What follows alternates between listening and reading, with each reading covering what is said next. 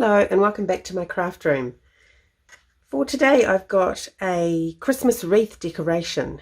I found these on a website, Stamp with Nellie. The lady's name is Heather Forgan and she did a post back in August of this wreath and I just love them, so I've been making a few, and I thought that I'm giving some away, and I thought it'd be nice if I could also give a link to a video on how to make it. So I'll just put these to the side. I'll just quickly show you.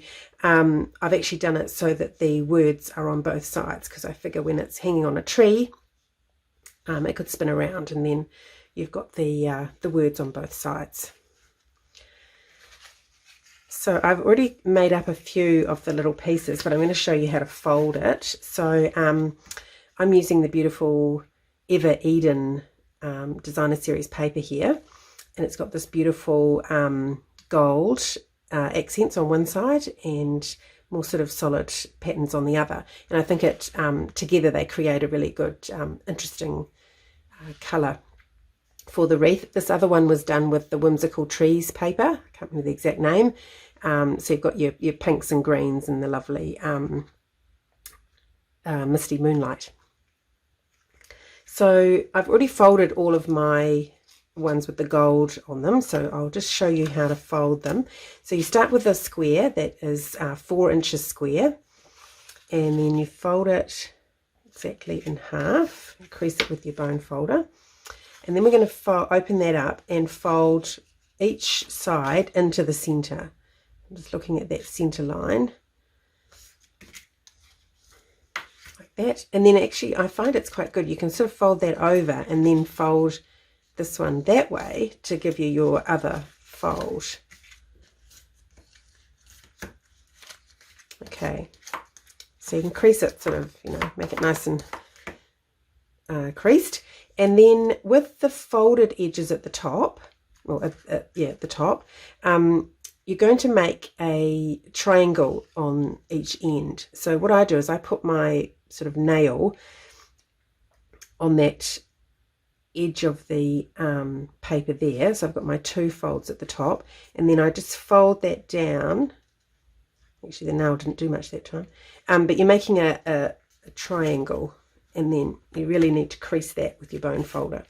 And then do the same on the other end. So put that there, fold it over, crease it down, and now we're going to fold that whole thing in half. So what I found is to just loosen the fibers a little bit and help it fold over, is to actually just run my bone folder through the center like that, and then and you can even sort of go like that to make it almost put a crease in that part where it's folding,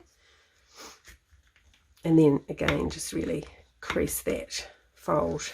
So I'll do that again, and you'll notice that I'm using the paper, I'm keeping it the same way up, the same direction for the pattern, so not turning it as I start off the next one, so that they're all going the same way.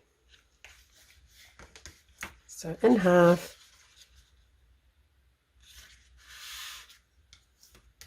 into the center, do it the other way this time, just leave a little gap through there. Don't have them exactly too close together, or you'll find it sort of bunch up in the middle. And then with that 2 folds at the top,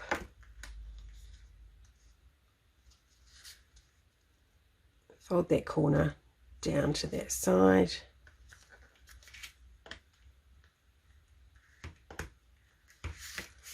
and the same on the other end.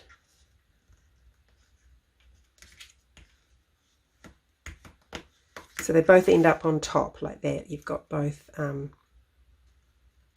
the same side, and then sort of curve it over your bone folder so the points come together at the top, and it folds in half. Okay, so that was the easy part. The next bit is a little bit tricky. So you'll see when you put it together like that and hold it in your hand, you'll see that you've got all these folds at the top here. So what we're aiming to do is the points on the next one are going to go into these little folds. So if I just use my bone folder just to get in there and separate them, I find that's the easiest way, just to separate them a bit so you can sort of see where you're going. And then you get these 2 points, and you kind of have to do them together because they're the same height, and you can also just separate it with your fingernails.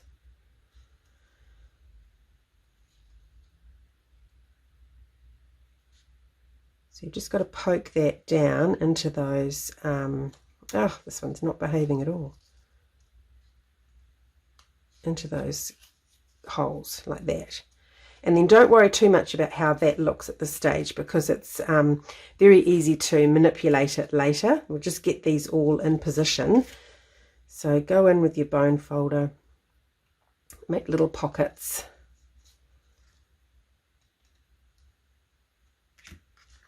And then, so I'm alternating, so I'm doing one of the gold and green pattern and then one of the green sort of plainer ones.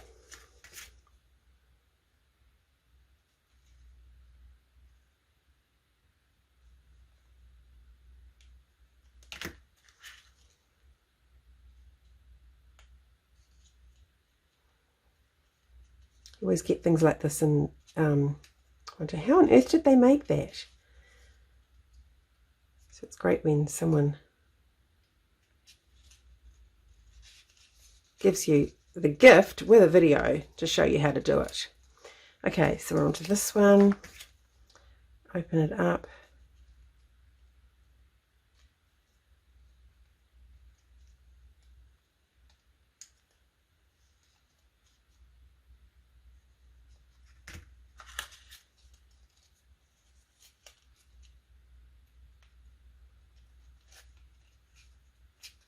Poke that in.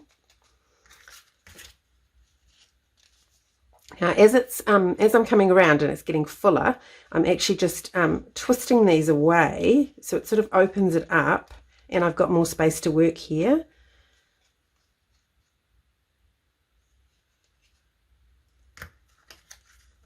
And then we'll bring it back in at the end.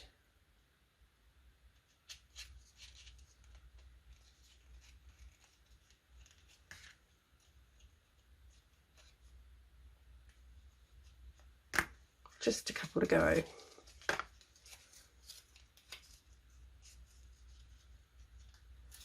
And this is the kind of thing, once you've done one, you'll be quicker the second time. Okay, so we're getting near the end. Oops, what have I done? Put that one in the wrong way. So see, my pockets are on this side, so I'm going to have to turn around. Wondered why that didn't look right. So you'll soon know if you mess up. Okay. And it was easy to fix. You just pull it out because there's no glue. It's all just folded, which is fantastic. No gluey fingers. Okay, so now I've got to put my last one into this one.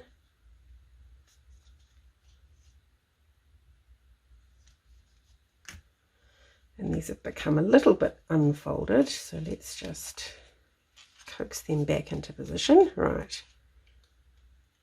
And in it goes. Okay, so now I've got a bit of an odd shape, but you can just sort of press on it and coax them into position where you want them to be. So it's kind of like 2 squares, so that's how I try to look at them individually, look at each pattern, and then try and mold it into a square.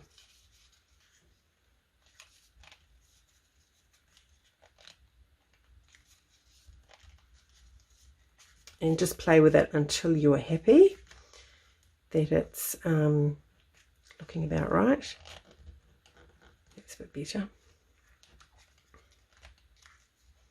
You can, of course, do it all in the same paper, and I haven't actually done one like that yet, but I will give that a go.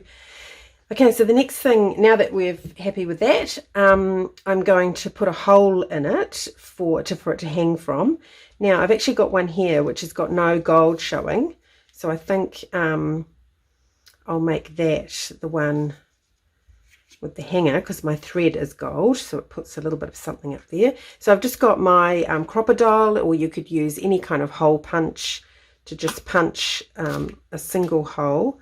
And you don't want to go too far down, you don't want to catch too many layers. So at that point there's probably about 4 layers, I think. Now I've got some gold thread, just put it through the hole and then just tie the ends in a knot.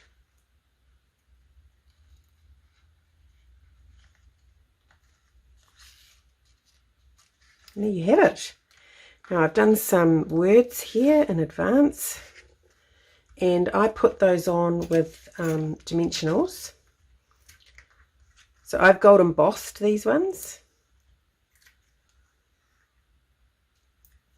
And I've kept my decoration fairly simple. On Heather's one, she had some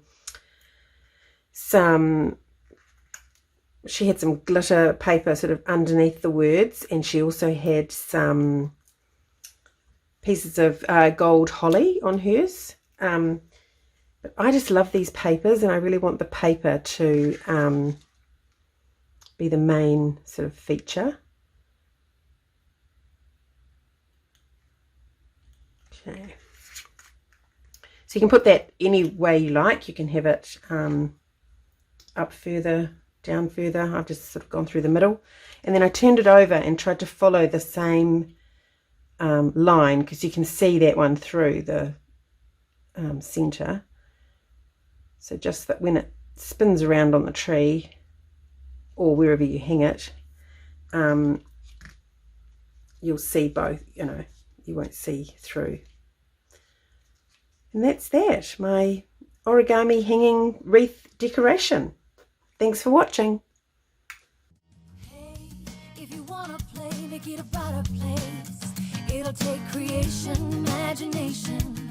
Try to draw outside the line. Let us see